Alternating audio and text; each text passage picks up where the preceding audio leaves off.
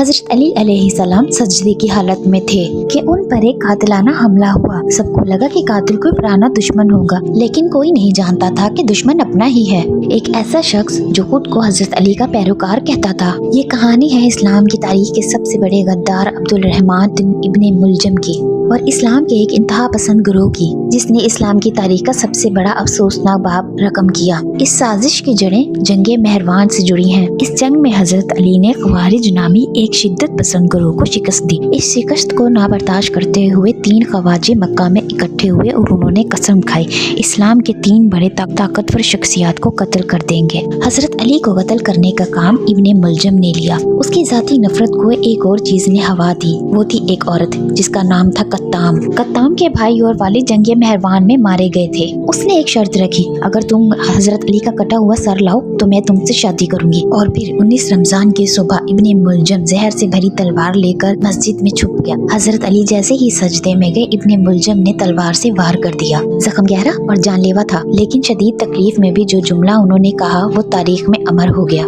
फरमाया, रब्बे काबा की कसम, मैं कामयाब हो गया। मस्जिद में नमाजियों ने इब्ने मुलजम को पकड़ लिया। अगले 2 दिन तक हजरत अली के जिस्म में जहर फैलता रहा। बिलाखिर 21 रमजान को आप इस दुनिया से रुखसत हो गए, लेकिन जाते जाते भी इंसाफ की वसीयत करते गए, जान के बदले जान, इस पे कोई जुल्म और ज्यादती न की जाए।